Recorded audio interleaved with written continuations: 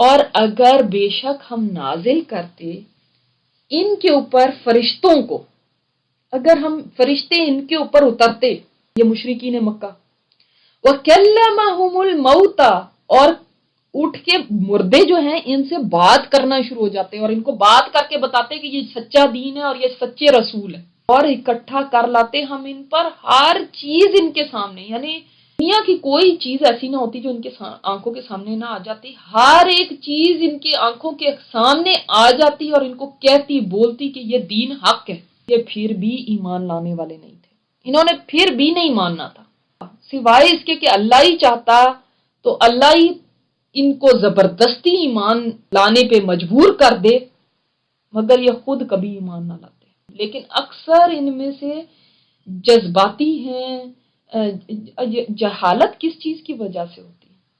بعض دفعہ قرآن میں جو آیا ہے جہالت صرف علم کی کمی کی وجہ سے نہیں ہوتی، بعض دفعہ اس لیے کہ جذبات سے مغلوب ہو کے، میں نے آپ کو یہ بات پہلے بتائی تھی، یا نادانی کی باتیں کرنا، یہ بھی ایک جہالت ہے۔ ان میں سے اکثر جاہل ہیں۔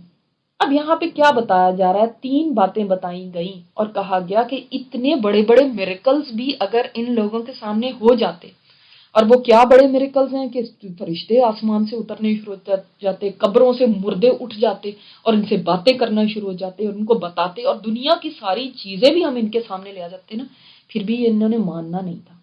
کیوں نہیں ماننا تھا؟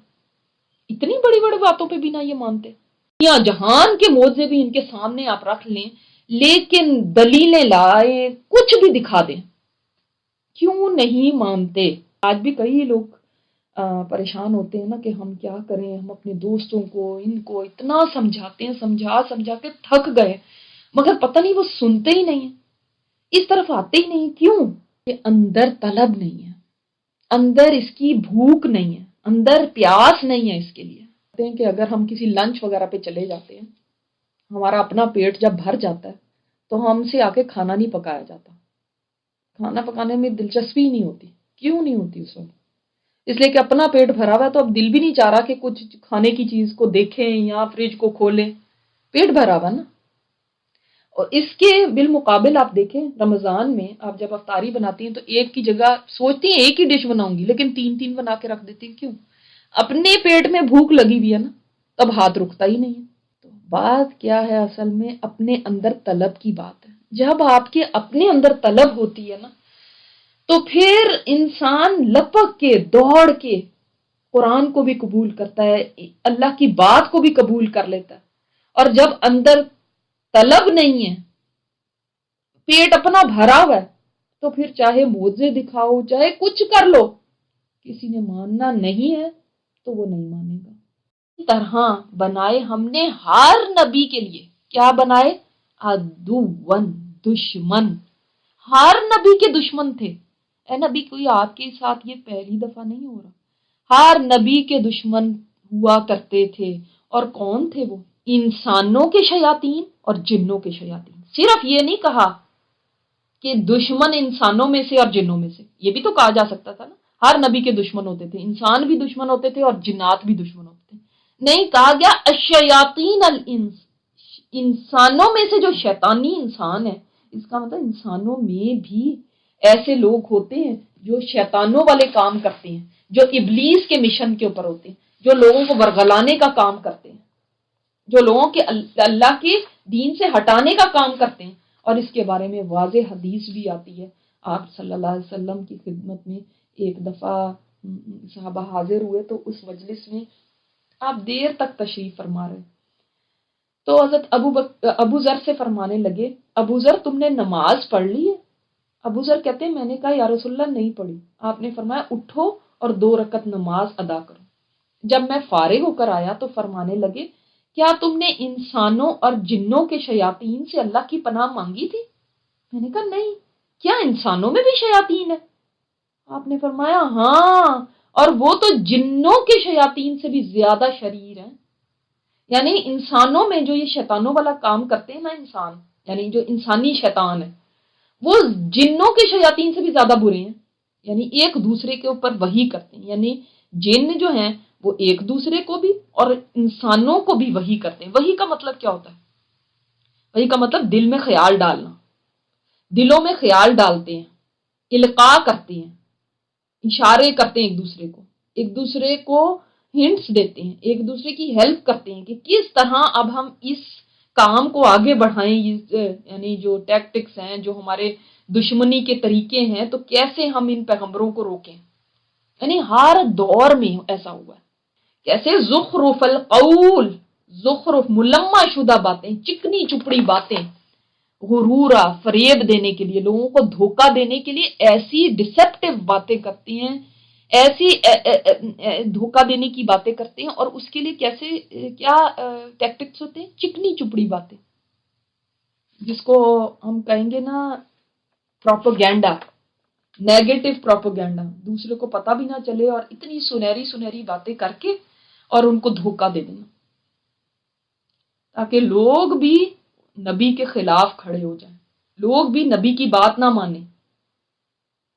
اور بات تبھی زخرف ہوتی ہے جب جھوٹ کے ساتھ کوٹنگ کی جائے اس کی، یعنی اتنی خوبصورت باتیں کی لیکن وہ جھوٹ اس کے اندر شامل کیا ہوا۔ اگر تیرا رب چاہتا وہ ایسا نہ کر سکتے، یعنی اگر اللہ تعالیٰ ان کو چھٹی نہ دی ہوتی، اللہ نے آزادی نہ دی ہوتی انسان کو عمل کی، تو اللہ تعالیٰ ان کو فوراً پکڑ لیتا، لیکن چونکہ اللہ نے اس دنیا میں آزادی دی ہوئی ہے نا، تو اس لیے یہ کر پا رہے ہیں۔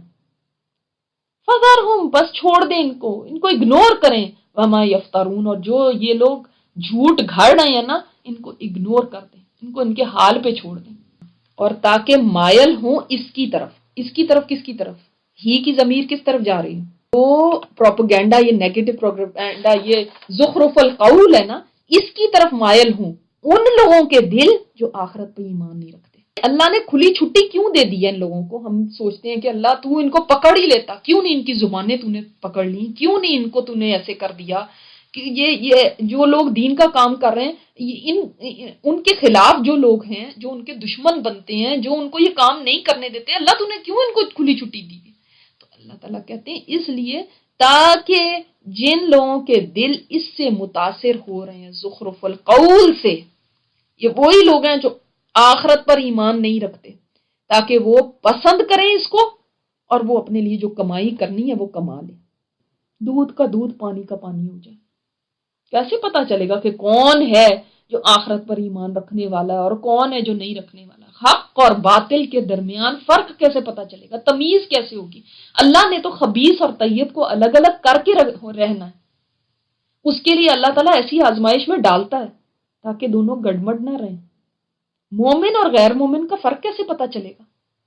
اس لیے اللہ تعالیٰ ان کو چھٹی دیتا ہے۔ یہ جب اپنے کام کرتے ہیں تو آپ دیکھتے ہیں نا، جیسے کسی جگہ پہ اگر کسی کی امیونٹی لو ہو تو اس کو بہت جلدی وائرس کیچ کر جاتا ہے، ایسا ہی ہے نا؟ اسی طرح اس زخرف القول سے وہی لوگ متاثر ہوتے ہیں جن کے اپنے آخرت پر ایمان نہیں ہے۔ جس کا ایمان آخرت پہ ہے نا، اس کو تو بھائی اپنی پڑ جاتی ہے، وہ تو بڑا بیزی ہے۔ اللہ تعالیٰ نے فرمایا کہ آپ ان کو کہیں کیا بھلا اللہ کے سوا میں کوئی اور منصف تلاش کروں؟ اب یہ ہمارے لیے بھی اس میں اتنا بڑا سبق ہے نا، کہ جب دوسروں کی یہ چاہت ہے کہ آپ ان کی خواہش کے مطابق چلیں، ہیں آپ ان کے مطابق، آپ کا جواب کیا ہونا چاہیے؟ غیر اللہ ابتغی حکما، کیا میں اللہ کے سوا کوئی فیصلہ کرنے والا تلاش کروں؟ وہ مجھے فیصلہ کر کے بتائے گا کہ میں نے کس راستے پہ چلنا ہے؟ آپ مجھے بتائیں گے، لوگ مجھے بتائیں گے، فلاں مجھے بتائے گا؟ نہیں، کیا اللہ نے جب بتا دیا وَهُوَ الَّذِي أَنزَلَ إِلَيْكُمُ الْكِتَابَ، اللہ وہ ذات ہے جس نے تو کتاب نازل کر دی ہوئی ہے، مفصلاً تفصیل کے ساتھ، اس نے ایک ایسی کتاب نازل کی ہے جس میں کھول کھول کے باتیں بیان کر دی ہیں۔ اب اس کتاب کے ہوتے ہوئے، یہ کتاب خود بتا رہی نا ہر چیز، یہ کتاب خود ہماری رہنمائی کر رہی ہے، اس کو ہوتے ہوئے کیا میں کسی اور سے فیصلہ کراؤں کہ میں نے زندگی کیسے گزارنی ہے؟ فیصلہ اللہ کی کتاب کرے گی، اللہ کی کتاب سے پوچھیں، یہ بتائے گی، یہ ہے وہ کرائٹیریا جس پہ رکھیں۔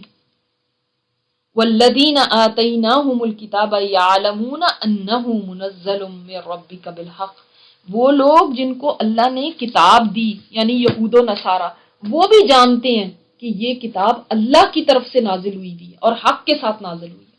یہ یہاں پہ قرآن کریم کی چند خصوصیات بتائی گئی ہیں۔ پہلی کیا بات بتائی گئی کہ اللہ کی طرف سے نازل ہوئی، والذی انزل الیکم، اس نے نازل کی تم پر یہ کتاب، اور دوسری اتنی تفصیل کے ساتھ بیان کر دی ہے کہ کوئی چیز بھی ایسی نہیں ہوگی، آپ کو کنفیوژن اس میں نہیں رہے گی، ہر چیز کھول کھول کے بالکل کلیئر ہے۔ نمبر 3 کیا اس کی صفت یہاں پہ بیان کی گئی ہے، یہ اتنی حق ہے کہ جو لوگ یہود و نصارہ ہیں جن کو پہلے کتاب دی گئی تھی وہ بھی جانتے ہیں کہ یہ اللہ کی طرف سے ہے، یہ حق کلام ہے، یہ سچا کلام ہے، سچائی ہے اس میں، وہ مانے یا نہیں مانے وہ الگ بات ہے، مگر وہ بھی جانتے ہیں۔ فَلَا تَكُونَنَّ مِنَ الْمُمْتَرِينَ، تو اے نبی آپ نہیں اس کے اندر شک کرنے والے بنے۔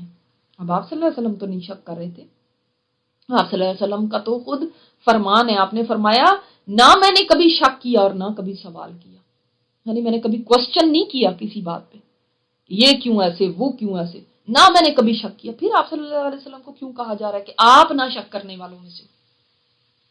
اس لیے کہ اصل میں اس امت کو سنایا جا رہا ہے کہ یاد رکھو جب آپ کے سامنے ایسی ایسی باتیں آئیں، زخرف القول آئے، تو دھوکے میں نہ پڑ جانا، شک میں نہ پڑ جانا، پتہ نہیں کیا صحیح ہے، پتہ نہیں یہ نہ ہو کہ یہی صحیح کہہ رہے ہو، کیا پتہ نہیں، کبھی بھی شک نہ کرنا۔ یہ تو وہ کتاب ہے جو اللہ کی طرف سے آئی، اس کو چھوڑ کے کسی کو حکم نہ بنانا، اللہ کو اپنا حکم بناؤ۔ اور اللہ کو کیسے حکم بنائیں گے؟ ہم اللہ کے پاس تو نہیں جا کے اس سے فیصلہ کرا سکتے نا، اس کی کتاب ہے جو فیصلہ کر رہی ہے، یہ فیصلہ کن کتاب ہے، یہ اس نے خود نازل کی ہے۔